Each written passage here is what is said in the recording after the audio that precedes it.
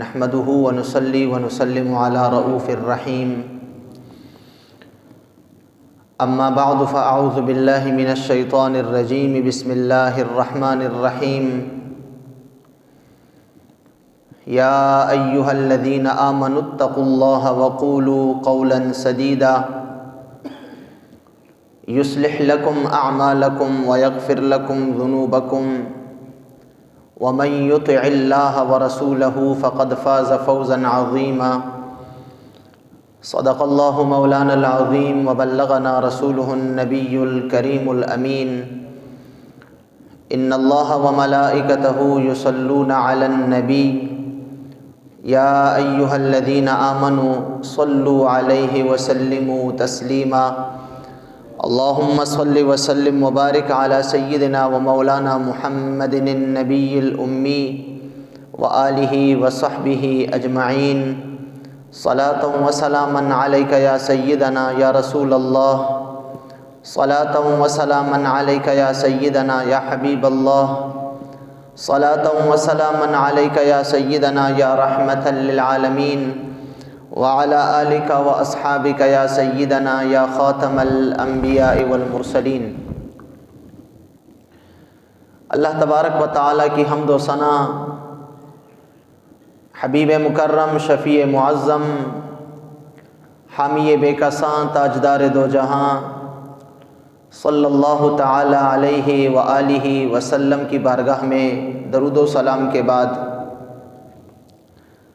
سامعین ذی وقار، یہ رجب کا مبارک اور برکتوں والا مہینہ ہے۔ اس مہینے میں اللہ تبارک و تعالیٰ کے ایک بہت ہی نیک اور مخلص بندے کہ جن کی بدولت بر صغیر پاک و ہند میں اسلام کی روشنی پھیلی اور آج تک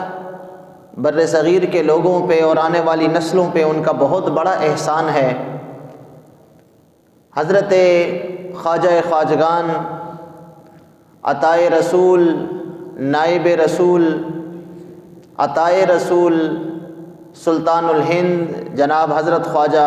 معین الدین چشتی اجمیری رحمۃ اللہ تعالی علیہ، ان کا یوم وصال بھی رجب کے مہینے میں آتا ہے، اور آپ وہ شخصیت ہیں کہ جنہوں نے دور دراز سفر طے کر کے بر صغیر پاک و ہند کو اپنی فیض اور اپنی برکتوں سے مالا مال کیا اور اسلام کی روشنی قیامت تک آنے والی نسلوں تک پھیلائی۔ حضرت خواجہ معین الدین چشتی اجمیری رحمۃ اللہ علیہ، ان کی زندگی کا ہر پہلو اور ان کی زندگی کا ہر ایک لمحہ وہ اپنے اندر بے شمار یادگاریں سموئے ہوئے ہیں۔ ان کی زندگی کا ہر پہلو اور ہر جہت اپنے اندر ایک بہت بڑی وسعت اور ایک بہت بڑی گنجائش لیے ہوئے ہیں۔ علم کے اعتبار سے، عمل کے اعتبار سے، معرفت کے اعتبار سے، اور اسی طرح خوف خدا کے اعتبار سے، تبلیغ دین کے اعتبار سے، مخلوق خدا کے ساتھ ان کے سماجی کاموں میں شرکت کے اعتبار سے، کرامات اور حاکم وقت کے ساتھ مکمل طور پر اسلامی شریعت کے نفاذ کا مطالبہ کرنے کے اعتبار سے، جس جہت سے بھی حضرت خواجہ صاحب رحمۃ اللہ علیہ کی سیرت کو دیکھا جائے، وہ اپنے اندر ایک بہت بڑی یادگار سموئے ہوئے ہے۔ آپ کے زندگی کے ہر شعبے میں بہت بڑے بڑے کارنامے ہیں۔ کیا اس سے بڑا کارنامہ بھی آپ کا کوئی ہو سکتا ہے؟ بلکہ ہمارے بر صغیر پاک و ہند میں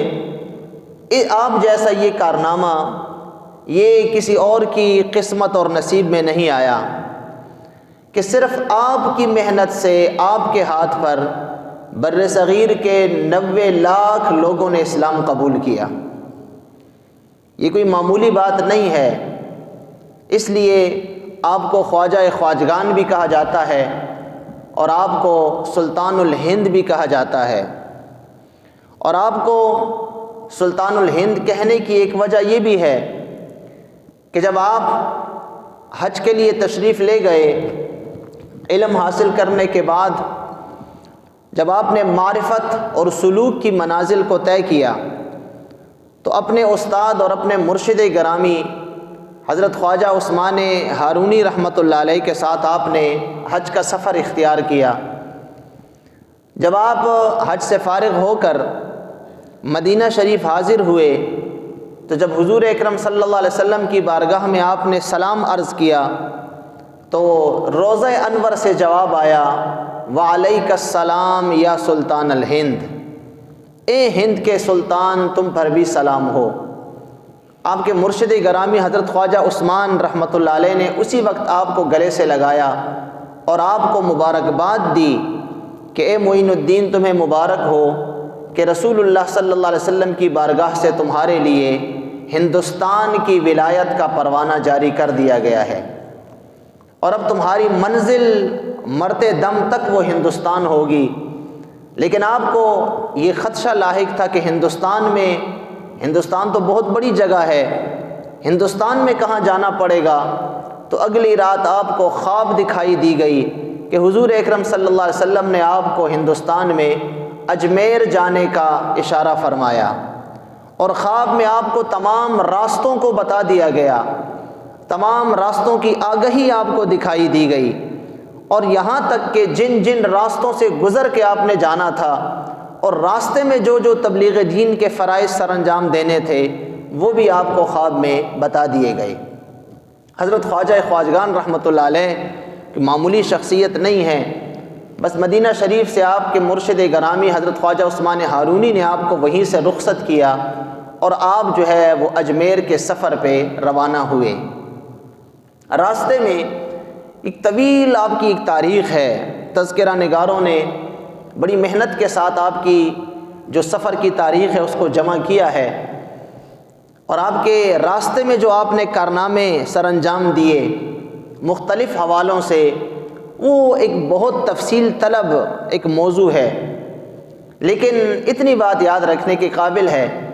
کہ حضرت خواجہ صاحب رحمۃ اللہ علیہ نے ابھی اجمیر آپ نہیں پہنچے تھے، لیکن راستے سے ہی آپ نے جو آپ پہ ذمہ داری ڈالی گئی تھی اس کو سر انجام دینا آپ نے شروع فرما دیا۔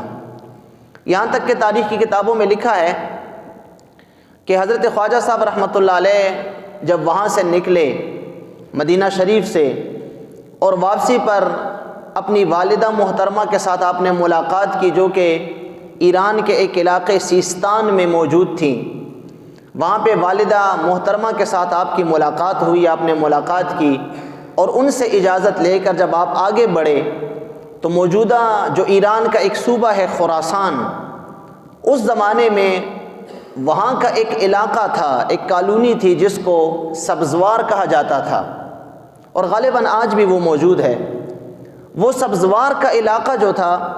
وہاں پہ اس زمانے کا ایک حاکم تھا، بڑا عیاش اور فحاش قسم کا حاکم تھا۔ اس نے اپنے لیے عیاشیوں کے لیے مختلف جگہ جو ہے وہ سبزوار میں بنائی ہوئی تھیں۔ تھا تو وہ حاکم اور حکمران ہوتے ہی عیاش ہیں،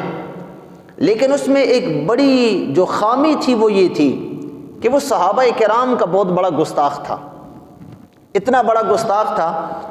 کہ اس علاقے میں، اس پورے خراسان صوبے میں اس کو پتہ چلتا اگر کسی کا نام ابو بکر، عمر یا عثمان ہوتا تو وہ اس کو پکڑوا کے اس کو سزائیں دیا کرتا تھا جب تک کہ وہ اپنا نام تبدیل نہ کر لیتا۔ صحابہ کرام کا بہت بڑا گستاخ تھا۔ حضرت خواجہ صاحب رحمۃ اللہ علیہ کے علم میں تھا کہ سبزوار کا حاکم یہ صحابہ کا بہت بڑا گستاخ ہے۔ حضرت خواجہ صاحب رحمۃ اللہ علیہ جب سبزوار پہنچے تو سیدھے آپ اپنے ساز و سامان اور زاد راہ کے ساتھ سیدھا ایک باغ میں تشریف لے گئے جو کہ اس حاکم نے اپنے لیے جو ہے وہ بنایا ہوا تھا۔ اس حاکم نے وہ باغ اپنے لیے بنایا تھا، وہاں پہ کسی اور کو جانے کی قطعاً اجازت نہیں ہوتی تھی، اور وہاں پہ جا کے وہ اپنی عیاشی کیا کرتا تھا۔ آپ بغیر کسی سے پوچھے، بغیر اجازت لیے اس باغ کے اندر چلے گئے۔ جا کے وہاں پہ وضو فرمایا، اور وضو کے بعد آپ نے اپنا مصلی بچھایا، وہاں پہ 2 رکعت نماز ادا کی، اور اس کے بعد اپنا قرآن کریم جو آپ کے ساتھ سفر میں ہوتا تھا وہ آپ لے کر وہاں پہ تلاوت کرنے شروع ہو گئے۔ وہاں کے جو کارندے تھے انہوں نے بڑا آپ کو سمجھانے کی کوشش کی کہ دیکھو اگر وہ حاکم، اس کا کچھ پتہ نہیں چلتا، اگر وہ اس طرف گزرا اور اس طرف آیا تو وہ آپ کو بہت سزا دے گا، آپ کو پکڑوائے گا، قتل تک کرنے سے وہ دریغ نہیں کرتا۔ لیکن حضرت خواجہ صاحب رحمۃ اللہ علیہ نے اٹھنے سے انکار کر دیا، آپ بیٹھے رہے، وہاں پہ تلاوت کرتے رہے۔ اتفاقاً اسی دن حاکم سبزوار کا وہاں سے گزر ہوا تو وہ بھی اس باغ کے اندر اس نے نیت کی اندر آنے کی۔ جب وہ باغ میں داخل ہوا تو اس نے دیکھا کہ ایک درویش نما شخص ہے، گدڑی پہنے ہوئے ہے، اور وہ بیٹھ کر میرے باغ میں بغیر اجازت لیے وہ بیٹھ کر اپنی تلاوت کر رہا ہے۔ اس کو بڑا غصہ آیا، وہ غصے کے عالم میں دوڑتا ہوا آگے آیا کہ جا کے دیکھوں تو صحیح کہ اتنی ہمت کس میں ہے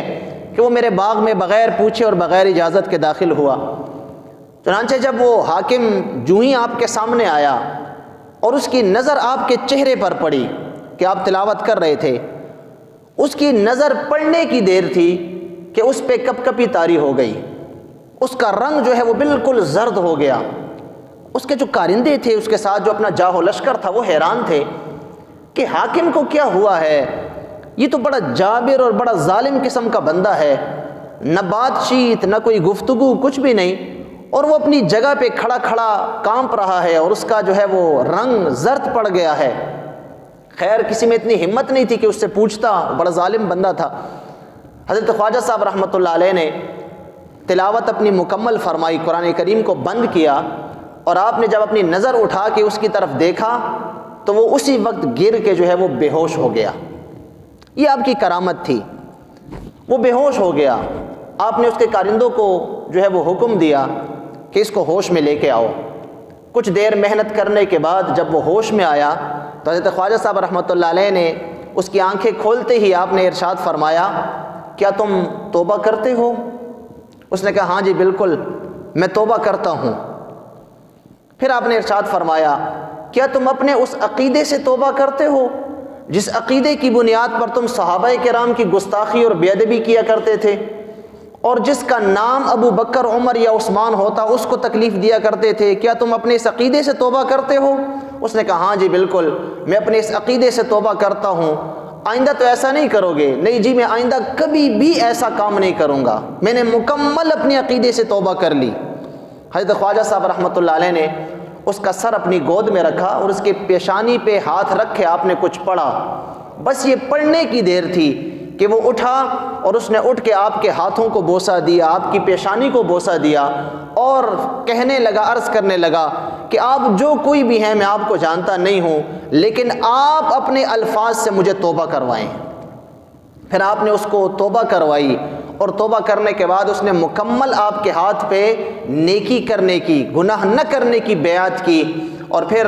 آپ رحمۃ اللہ تعالی علیہ وہاں سے روانہ ہوئے۔ اس نے آپ کو جانے نہ دیا بلکہ کچھ دن اپنے پاس رکھا، یہاں تک کہ جب حضرت خواجہ صاحب وہاں سے سبزوار سے نکلنے لگے تو اس نے بھی آپ کے ساتھ جانے کا ارادہ کیا کہ میں اپنی حکومت سب کچھ یہاں پہ چھوڑنا چاہتا ہوں۔ دنیا سے بالکل اس کا دل جو ہے وہ بالکل اس کا دل اٹھ گیا تھا دنیا سے۔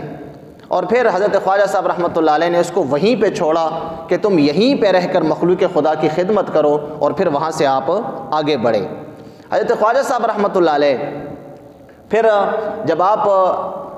ایران سے پاکستان میں، اس زمانے کا جو بر صغیر ہندوستان تھا متحدہ، یہاں پہ داخل ہوئے، پھر اس کے بعد آپ لاہور پر سے جب گزرنے لگے تو لاہور میں صوفی باصفا حضرت علی بن عثمان، جن کو داتا گنج بخش رحمۃ اللہ علیہ کہا جاتا ہے، حضرت داتا گنج بخش علی حجویری رحمۃ اللہ علیہ، آپ کے مزار اقدس پہ آپ نے حاضری دی، جو آپ سے تقریباً 250-300 سال پہلے گزر چکے تھے۔ پھر وہاں پہ آپ نے حاضری دی، اور حاضری دینے کے بعد آپ نے وہاں پہ 40 دن جو ہے وہاں پہ چلہ کاٹا، اور اس کے بعد پھر آپ یہاں سے اٹھ کر پھر واپس آپ اجمیر شریف کی طرف روانہ ہوئے، اور پھر اجمیر شریف جا کر آپ نے اپنا خیمہ لگوایا، اور اس وقت کہ اجمیر اور قرب و جوار میں کوئی بھی کلمہ پڑھنے والا موجود نہیں تھا، آپ یکے تنہا وہاں پہ آپ نے اپنا بسیرا ڈالا، اور پھر جب آپ نے اپنی عمر وہاں پہ مکمل کی تو ہندوستان کے کونے کونے میں آپ کی برکت سے اسلام پھیل چکا تھا۔ کوئی ایسا علاقہ نہیں تھا جہاں آپ کے خلفاء اور آپ کے مبلغین موجود نہ ہوں۔ تمام اطراف و اکناف میں آپ کے محبین اور آپ کے معتقدین کلمہ اسلام پڑھنے والے موجود تھے وہاں پہ۔ جیسے میں نے شروع میں عرض کیا کہ حضرت خواجہ صاحب رحمۃ اللہ علیہ نے وہاں پہ اپنی عمر گزاری اور وہیں پہ آپ کا وصال ہوا، لیکن یہ بات تاریخ میں سنہری حروف سے لکھی گئی ہے کہ اس زمانے میں ہندوستان کی مکمل آبادی 5 سے 6 کروڑ تھی۔ مکمل ہندوستان، متحدہ ہندوستان جتنا تھا، آج تو اربوں میں ہے، اس وقت 5 سے 6 کروڑ آبادی تھی پورے ہندوستان پاکستان کی۔ لیکن آپ کی محنت، اور اس محنت میں یاد رکھیے کہ حضرت خواجہ صاحب رحمۃ اللہ علیہ نے تقریر اور وعظ سے زیادہ اپنے اخلاق اور کردار کو استعمال کیا۔ یہ بھی آپ کی سوانح میں آتا ہے، کیونکہ عام طور پر صوفیاء کی 2 قسمیں ہم دیکھتے ہیں تاریخ میں۔ بعض صوفیاء صاحب قال ہوتے ہیں، وہ وعظ نصیحت کے ذریعے تبلیغ دین کرتے ہیں، اور بعض صوفیاء، بعض اتقیاء وہ وعظ اور نصیحت سے زیادہ صاحب حال ہوتے ہیں، وہ اپنی حالت کے ذریعے لوگوں میں تبلیغ دین جو ہے وہ کرتے ہیں۔ ان کی صحبت میں آنے والا، ان کے سامنے بیٹھنے والا، ان کے چہرے کا دیدار کرنے والا وہ خالی نہیں رہ سکتا۔ تو دونوں قسم کے بزرگ ہماری تاریخ میں گزرے ہیں، اور آج بھی اس قسم کے لوگ ہیں، کچھ صاحب قال ہوتے ہیں اور کچھ صاحب حال ہوتے ہیں۔ یہ 2 قسم کے بزرگ۔ تو حضرت خواجہ صاحب رحمۃ اللہ علیہ صاحب قال بھی تھے، لیکن صاحب قال سے زیادہ آپ صاحب حال تھے۔ آپ نے اپنے اخلاق اور کردار سے اور اپنی تعلیمات سے 90 لاکھ لوگوں کو کلمہ اسلام پڑھایا۔ 5-6 کروڑ کی آبادی میں 90 لاکھ ایک بہت بڑا عدد ہے، یہ کوئی معمولی بات نہیں ہے کہ کوئی شخص جو ہے وہ 5-6 کروڑ میں سے 90 لاکھ کو کلمہ اسلام پڑھائے، اور اس وقت کے جب وہ آیا بے یار و مددگار، اس کا کوئی ساتھی بھی نہیں ہے، کوئی اس کا مددگار نہیں ہے، اس کے پاس اپنا گھر نہیں ہے، اس کے پاس رہنے کے وسائل نہیں ہیں، کھانے پینے کی کوئی چیز نہیں ہے، لیکن چونکہ حضور اکرم صلی اللہ علیہ وسلم کی بارگاہ اقدس سے حکم تھا، بس آپ کے پاس وسائل آتے رہے، اور آپ نے تبلیغ دین کو ایسا سر انجام دیا کہ 90 لاکھ لوگوں نے آپ کے ہاتھ پہ توبہ کی اور کلمہ اسلام پڑھا۔ آج اگر ہم یہ کہیں کہ ہمارے بر صغیر پاک و ہند میں، بلکہ ہمارے بر صغیر پاک و ہند میں آج جتنے بھی ممالک ہیں، تقریباً اگر ان تمام کو ملا کے دیکھا جائے تو یاد رکھیے اس پورے خطے میں اسلام کا جھنڈا گاڑنے والے اور اسلام کی تعلیم لانے والے وہ حضرت خواجہ صاحب رحمۃ اللہ علیہ کی ذات بابرکات ہے۔ اس لیے مورخین کا تمام کا اس پہ اتفاق ہے کہ ہمارے آنے والی نسلوں تک یہ انہی کا احسان ہے کہ قیامت تک ہماری جتنے نسلیں آئیں گی ان میں کلمہ اسلام کی بنیاد آپ نے رکھی، آپ نے ان لوگوں کو کلمہ پڑھوایا، اور آپ کا اپنا عالم یہ تھا، زہد اور تقوی اور خوف خدا اتنا زیادہ تھا، ساری زندگی آپ نے عبادات میں گزاری، تبلیغ دین میں گزاری، ساری زندگی آپ نے مخلوق خدا کی خدمت میں، سماجی خدمات میں آپ نے گزاری، فلاحی خدمات میں آپ نے گزاری،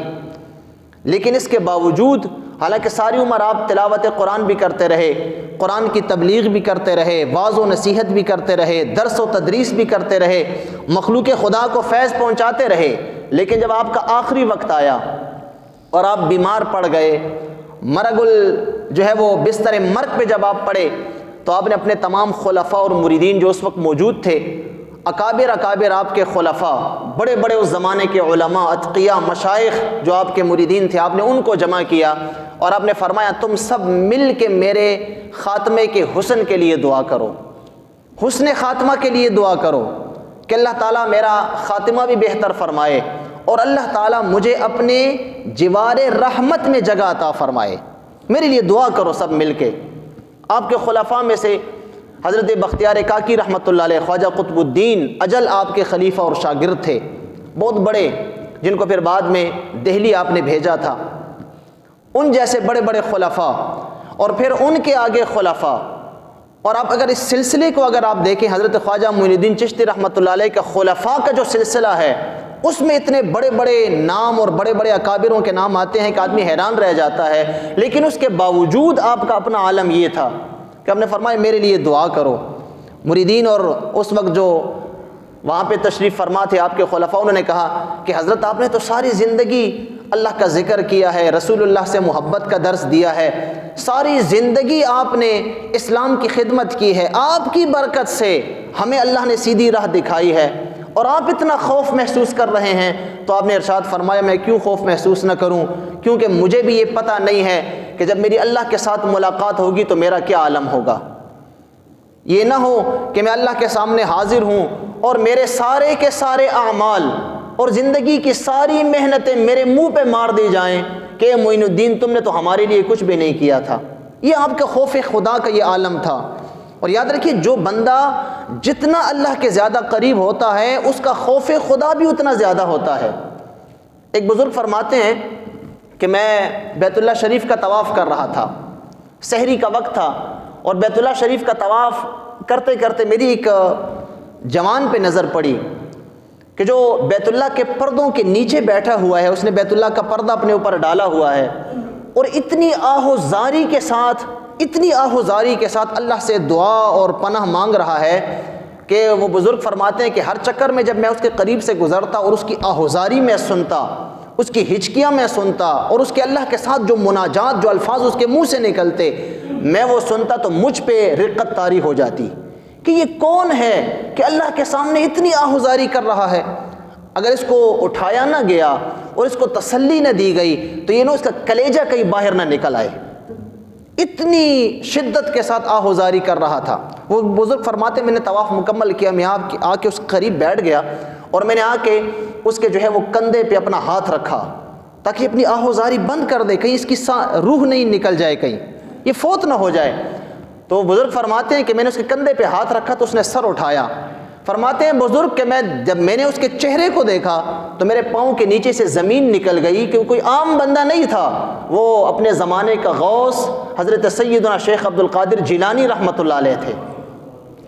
اتنی رقت اور اتنی آہوزاری۔ تو اس لیے میں نے عرض کیا کہ جو بندہ جتنا اللہ کے قریب ہوتا ہے اتنا اس کے اندر خوف خدا بھی اتنا ہی زیادہ ہوتا ہے۔ تو حضرت خواجہ صاحب رحمۃ اللہ علیہ نے اپنے مریدوں کو یہی ارشاد فرمایا کہ تم میرے لیے حسن خاتمہ کی دعا کرو کہ اللہ تعالیٰ میرا خاتمہ بہتر فرمائے۔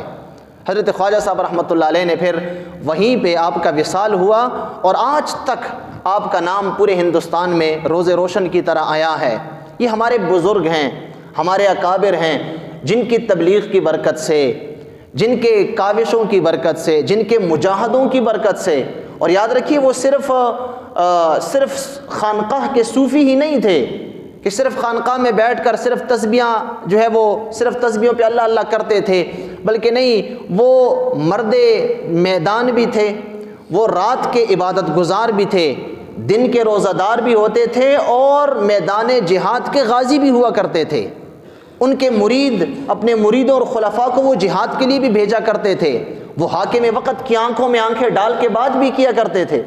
ہم نے تو آج تصوف کو اور ہم نے آج طریقت کو اور معرفت کو صرف کھیل تماشا بنا لیا ہے۔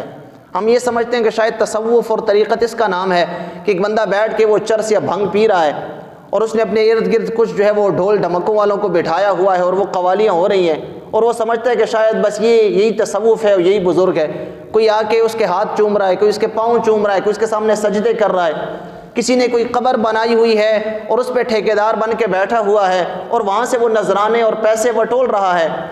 کوئی ناچ گانے کر رہا ہے، کوئی کرتب بازی کر رہا ہے، کوئی شعبدے بازیاں کر رہا ہے۔ ہم نے اس کو تصوف کا نام دے دیا ہے، اس کو طریقت کا ہم نے اصل کام سمجھ لیا ہے۔ یاد رکھیے طریقت، تصوف اور معرفت جو ہے وہ حقیقت میں شریعت پہ عمل کرنے کا نام ہے۔ آپ ہمارے صوفیاء کو دیکھ لیجئے، جتنے اکابر بزرگ گزرے ہیں، جتنے اکابر بزرگ آج تک ان کے خلفاء مریدین موجود ہیں، آپ ان کی زندگیوں کو دیکھیے، آپ ان کی زندگی میں ایک بھی کام شریعت کے خلاف نہیں پائیں گے۔ یہ تو صوفیاء کا معمول رہا ہے۔ طریقت کہتے ہی اسے ہیں کہ شریعت پہ کما حقہ عمل کیا جائے۔ جو بندہ نماز نہیں پڑھتا، جس کو کلمہ تک پڑھنے نہیں آتا، جس کو درود شریف پڑھنے نہیں آتا، تو وہ اوروں کی کیا اصلاح کرے گا؟ وہ تو خود اصلاح کے قابل ہے۔ جس کو خود دین کا پتہ نہیں ہے، اس نے 10 انگوٹھیاں ایک ہاتھ میں اور 10 دوسرے ہاتھ میں، اور اس نے جو ہے وہ مختلف قسم کی مالائیں اپنے گلوں میں پہنی ہوئی ہیں، پاؤں میں اس نے بیڑیاں پہنی ہوئی ہیں، اور وہ عورتوں کی مشابہت کر رہا ہے، کسی نے عورتوں جیسا لباس پہنا ہوا ہے، تو یاد رکھیے یہ تصوف نہیں ہے، نہیں یہ طریقت ہے، نہیں یہ پیری مریدی ہے۔ اصل تصوف، اصل طریقت، اصل ولایت اگر ہم نے دیکھنی ہے تو ہم نے ان بزرگوں کو دیکھنا ہے، جن کی بدولت وہ ظاہری نمود و نمائش والے نہیں تھے، لیکن ان کی مجلس میں آ کے جو بندہ بیٹھ جاتا وہ کلمہ پڑھے بغیر نہیں اٹھ سکتا تھا۔ آپ اس کو کہتے نہیں تھے کہ تم کلمہ پڑھو، وہ خود کلمہ پڑھنے پہ مجبور ہو جاتا۔ اور اگر ایک گناہگار فاسق فاجر بندہ آ کے ان کی بارگاہ میں آ کے ان کی مجلس میں بیٹھتا، وہ توبہ کیے بغیر وہاں سے نہیں اٹھتا تھا۔ یہ 90 لاکھ کو کلمہ پڑھانا کوئی آسان کام تو نہیں ہے۔ تو اس لیے یاد رکھیے ہم نے اصل تصوف، اصل طریقت کو دیکھنا ہے، اور جو اصل میں صوفیہ اور جو اتقیاء ہوتے ہیں وہ تو گمشوی کے مقام میں ہوتے ہیں، ہم آج ان کو جانتے، وہ تو ڈھونڈنے سے نہیں ملتے، ان کو ڈھونڈنا پڑتا ہے۔ جو بندہ کسی راہ کا مسافر بنتا ہے، تلاش کرتا ہے تو اس کو کچھ ملتا ہے۔ اور ہم نے تو ان جو ہے وہ شعبدہ بازوں کو دیکھا جو ہمارے سامنے جو ہے وہ سوشل میڈیا پہ موجود ہیں، جن کو اپنی اسکرین پہ دیکھتے ہیں، کیونکہ وہی مشہور ہیں، انہی کو ہم دیکھتے ہیں کہ کوئی جو ہے وہ ناچ گانے کر رہا ہے، کسی نے عورتوں کی مجلس سجائی ہوئی ہے، اور کسی نے اپنی بدعات اور خرافات کا بازار گرم کیا ہوا ہے، ہم تو ان کو دیکھ رہے ہیں۔ جو حقیقت میں ہوتے ہیں وہ تو کیمرہ تو بڑی دور کی بات، ان کو عام انسان کی آنکھ پہچان نہیں سکتی کہ یہ کون سے لوگ ہیں۔ تو اس لیے یاد رکھیے جس طرح کہ ہم ہر چیز میں اصل اور نقل پہچاننے کی کوشش کرتے ہیں، جعلی اور اصلی کی کوشش کرتے ہیں، اسی طرح یاد رکھیے تصوف میں بھی اور طریقت میں بھی وہی لوگ ہمارے ائمہ ہیں۔ ہم نے انہی کے نقش قدم پہ چل کے تصوف اور طریقت اور شریعت کو پہچاننا ہے، جو لوگ واقعی اس منصب کے قابل اور اس منصب کے اہل ہیں۔ اس کے لیے ہمارے صوفیان اکابر نے تصوف کی کتابوں میں بس بنیادی ایک پہچان رکھ دی کہ دیکھ لو جو بندہ شریعت پہ عامل ہے، شریعت کے مطابق کام کر رہا ہے، وہ صوفی بھی ہو سکتا ہے، وہ پیر بھی ہو سکتا ہے، وہ مرشد بھی ہو سکتا ہے، اور جو بندہ اس کی زندگی میں اگر ایک کام بھی شریعت کے خلاف ہے، ایک کام بھی، تو وہ نہ صوفی ہے، وہ نہ پیر ہے، نہ مرشد ہے، نہ استاد ہے، بلکہ وہ شیطان کا آلہ کار ہے۔ اللہ تعالی ہم سب کو سمجھنے کی توفیق عطا فرمائے، اور اللہ تعالی حضرت خواجہ معین الدین چشتی اجمیری رحمۃ اللہ علیہ کے درجات مزید بلند فرمائے، ان کے فیوز و برکات سے اللہ ہم سب کو مستفید فرمائے۔ وصلی اللہ تعالی علی خیر خلقہ محمد وآلہ وصحبہ اجمعین برحمتک۔